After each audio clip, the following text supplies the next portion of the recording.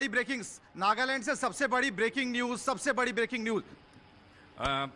नागालैंड से त्वेंगसंग सदर की जो बीजेपी के कैंडिडेट है पी चांग, वो जीत चुके हैं। 5th राउंड का वोटिंग कंप्लीट हो गया है और वो करीब करीब 5,500 वोटों से वो जीत चुके हैं। 5,500 वोटों से जीत चुके हैं और हम उस टैली पर हैं मौजूद जहां पर बीजेपी के कैंडिडेट ने जीत हासिल की है नागालैंड से। ये पहली बड़ी खबर हम आपको बताने, किशोर।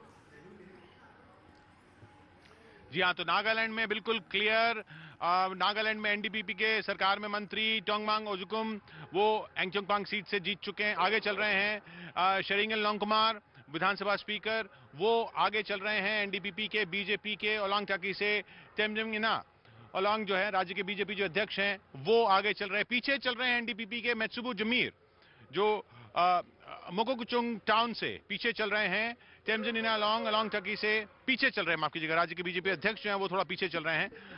वो बीच वहां पर कभी आगे थे फिर वो पीछे हो गए, लेकिन 41 सीटों पर नागालैंड में बीजेपी गठबंधन आगे है। अब रुक इधर त्रिपुरा में तो 28 पर अटकी हुई है बीजेपी। त्रिपुरा में क्या होता है ये तो एक एक राउंड जैसे जैसे धीरे धीरे आगे बढ़ेगा हमें देखना पड़ेगा। मेघालय में 24 पर पहुंच गई है एनपीपी और अब थोड़ी राहत वहां कॉनरेड सांगमा ने जरूर ली होगी। रीमा के पास चलते हैं, शिलोंग।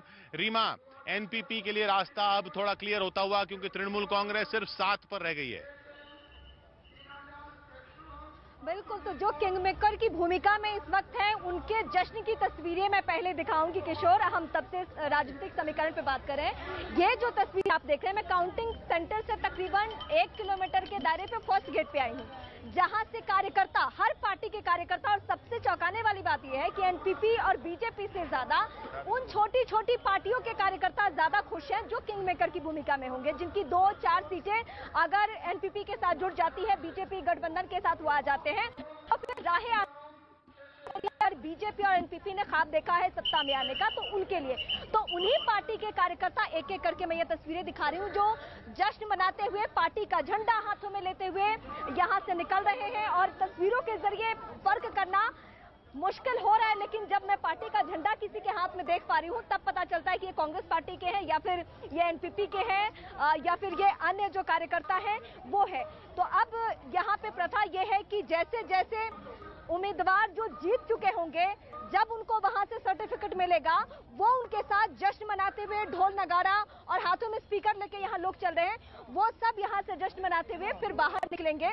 पार्टी ऑफिस में जाने का कोई कल्चर नहीं है। मुझे लगता था पहले कि एनपीपी ऑफिस में या फिर जो पार्टी दफ्तर है वहां जाकर ये जश्न मनाएंगे, लेकिन नहीं, ऐसा नहीं दिख रहा है। यहाँ पे ये सभी अलग अलग काउंटिंग सेंटर पे कार्यकर्ता पहुंच रहे हैं, जिसके पसंदीदा कैंडिडेट काउंटिंग सेंटर पे पहुंचे हुए हैं वहां पे ये सभी कार्यकर्ता पहुंच रहे हैं और उनकी ही तस्वीरें हम दिखा रहे हैं। हजारों की तादाद में यहां से लेकर तकरीबन 1 किलोमीटर के दायरे में हम देख रहे हैं कि कार्यकर्ताओं का हुजूम है। अलग अलग पार्टियों के कार्यकर्ता जो है, आज मुझे लगता है कि मेघालय की आबादी तो इतनी कम है लेकिन इतने लोग अगर सड़कों पर कोई आज घर में नहीं है, सब अपनी अपनी जो उम्मीदवार हैं, पसंदीदा उम्मीदवार हैं, उनके जीत के जश्न में यहाँ पे शरीक होने के लिए पहुंच चुके हैं। और उनकी तस्वीरें, जो सुरक्षा कर्मी है आप देखिए दोनों तरफ, उनके लिए भी पसीना छूट रहा है, सबको संभालना, सबको कंट्रोल करना, क्योंकि हजारों की संख्या में ये हाथों में झंडा लिए हुए, बैनर पोस्टर लिए हुए ये सभी पहुंच रहे हैं। क्या महिलाएं, क्या पुरुष, हालांकि महिलाओं का दबदबा यहाँ पारिवारिक तौर पे तो है, भले सियासी तौर पे नहीं है। ये एक चुभने वाली बात है कि परिवार में हिस्सा, संपत्ति में अधिकार, छोटी बेटी को संपत्ति में अधिकार, ये यहाँ का कल्चर, लेकिन राजनीति में आज भी महिलाएं हाशिए पे हैं। ये सूरत कब बदलेगी, मुझे बहुत हैरानी हो रही है कि नागालैंड जैसे प्रदेश में भी पहली बार कोई महिला उम्मीदवार चुन के आएगी, तो ये बहुत इन प्रदेशों के लिए मतलब हैरान करने वाली बात है। यहाँ महिलाओं की सियासत में भागीदारी होनी चाहिए, लेकिन हाथों में झंडा लेकर जरूर ये बढ़ रही है किशोर। जी हाँ, तो 59 सीटों में 24 पर एनपीपी आगे, गारो हिल्स की 24 सीटों में 16 पर एनपीपी आगे और टीएमसी 6 पर। जी हाँ, गारो हिल्स संगमा की अपना इलाका, कॉनरेड संगमा का भी इलाका, मुकुल संगमा का भी इलाका। मुकुल संगमा के जो तृणमूल कांग्रेस में अब चले गए हैं वो गारो हिल्स से ही ताल ठोक रहे थे और गारो हिल्स की 24 सीटें हैं। गारो हिल्स की 24 सीटों में तृणमूल कांग्रेस सिर्फ 6 पर आगे है। अब एक वक्त ऐसा था जब गारो हिल्स की ज्यादातर सीटों पर तृणमूल कांग्रेस आगे चल रही थी, आज सुबह हमने देखा अब एनपीपी आगे हो गई है 16 सीटों पर, प्लस 4 सीटों का वहां पर उसको फायदा हो रहा है। और कांग्रेस वहां एक भी सीट पर आगे नहीं है। पिछली बार मुकुल सांगमा कांग्रेस में थे, तब वहां 10 सीटें मिली थी कांग्रेस को, 24 में से एक भी नहीं मिल रही है।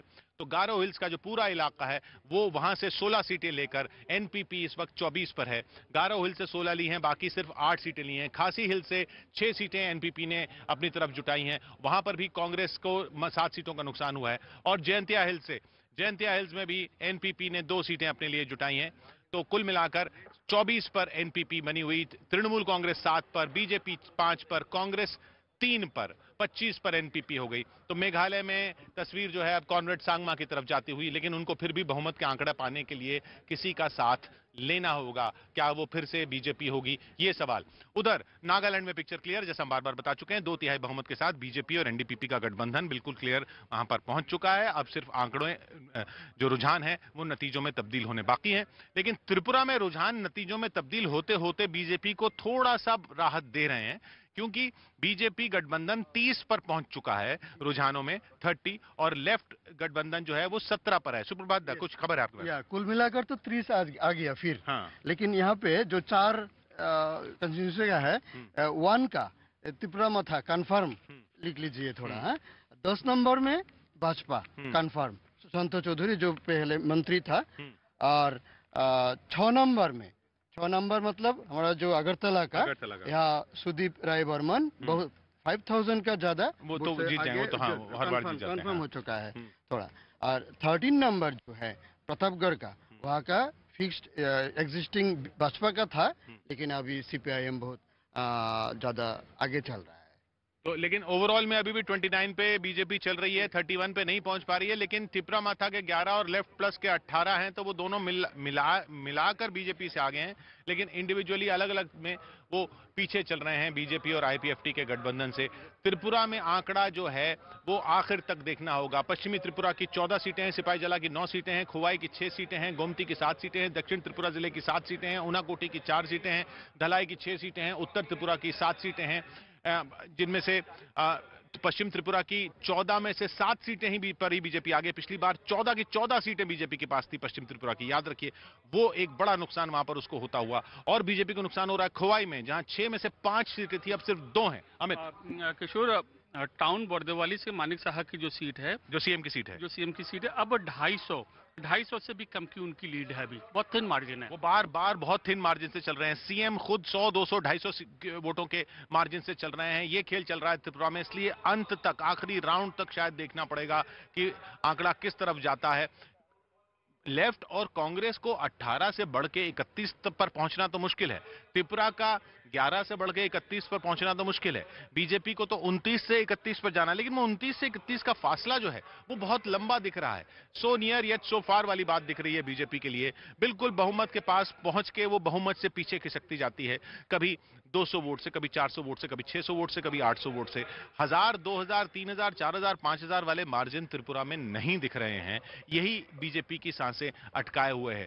त्रिपुरा माथा जो ट्राइबल सीट्स पर लीड ले रही है, वहां पर तो उसको एक मुश्त वोट मिल रहा है, एक मुश्त उसको मत मिल रहे हैं जनजातीय वोटरों के, इसलिए उसके मार्जिन तो बहुत अच्छे हैं। लेकिन ना सीपीएम के मार्जिन बहुत अच्छे चल रहे हैं, ना कांग्रेस के मार्जिन बहुत अच्छे चल रहे हैं, और ना बीजेपी के मार्जिन बहुत अच्छे चल रहे हैं।